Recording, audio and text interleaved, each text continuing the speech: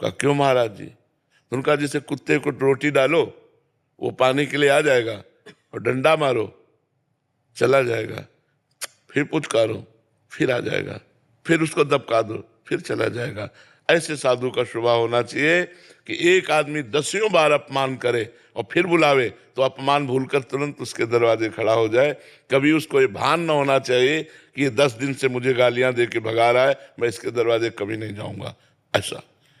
और कहा सुनो, मन को ऐसे मारना है जैसे सांप को बंदर पकड़ लेता है और वो पेड़ पर घसता है उसका मुंह, फिर कान में लगाता है, अगर सूं हुआ जरा सा फिर घसता है। बोले ऐसे मन को पकड़ करके अगर तनिक भी विषय की चंचलता रह गई, मारो मन को।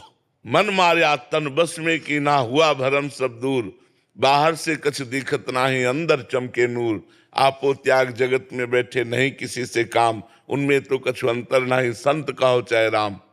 जिन्होंने मन को मार लिया, जिन्होंने इंद्रियों को वश में कर लिया, जो अपने देह राग को भूल गए, जो संसार के सुखों को रौंद डाला, वो परमार्थ उनके हृदय में अध्यात्म प्रकाशित होता है।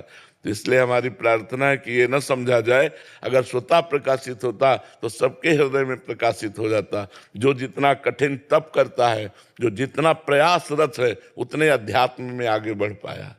यस जी, महाराष्ट्र श्री हरिवंश महाराज जी। महाराज जी, गुरु आज्ञा में दृढ़ निष्ठा कैसे आए, कैसे मालूम पड़े कि इस समय मेरे लिए क्या गुरु आज्ञा है?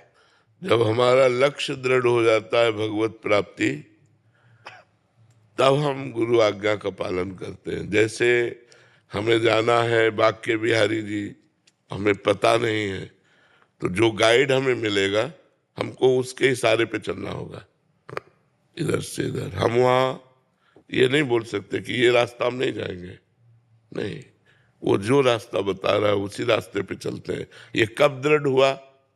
जब बिहारी जी के दर्शन की लालसा हुई।